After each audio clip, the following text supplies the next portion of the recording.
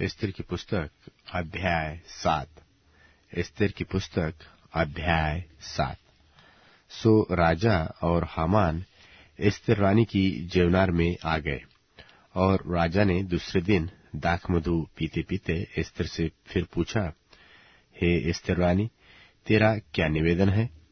वह पूरा किया जाएगा।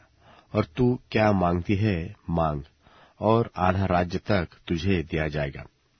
एस्तेर रानी ने उत्तर दिया, हे राजा, यदि तू मुझ पर प्रसन्न है और राजा को यह स्वीकार हो, तो मेरे निवेदन से मुझे और मेरे मांगने से मेरे लोगों को प्राणदान मिले, क्योंकि मैं और मेरी जाति के लोग बेच डाले गए हैं, और हम सब विध्वंस, घात और नाश किए जाने वाले हैं। यदि हम केवल दास दासी हो जाने के लिए बेच डाले जाते, तो मैं चुप रहती, चाहे उस दशा में भी वह विरोधी राजा की हानि भर न सकता। तब राजा क्षयश ने एस्तेर रानी से पूछा, वह कौन है और कहाँ है जिसने ऐसा करने की मनसा की है? एस्तेर ने उत्तर दिया कि वह विरोधी और शत्रु यही दुष्ट हामान है। तब हामान राजा रानी के सामने भयभीत हो गया। राजा तो जलजलाहट में आ गया, मधु पीने से उठकर राजभवन की बारी में निकल गया।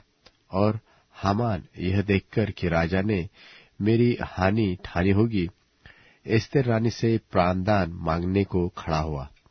जब राजा राजभवन की बारी में दाखमधु पीने के स्थान में लौट आया, तब क्या देखा कि हामान उसी चौकी पर जिस पर एस्तेर बैठी है पड़ा है। और राजा ने कहा, क्या यह घर ही में मेरे सामने ही रानी से बरबस करना चाहता है?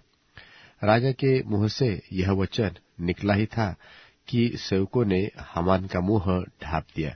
तब राजा के सामने उपस्थित रहने वाले खोजों में से हरवोना नाम एक ने राजा से कहा, हामान के यहाँ 50 हाथ ऊंचा फांसी का एक खंबा है, जो उसने मुर्दकै के लिए बनवाया है, जिसने राजा के हित की बात कही थी। राजा ने कहा, उसको उसी पर लटका दो।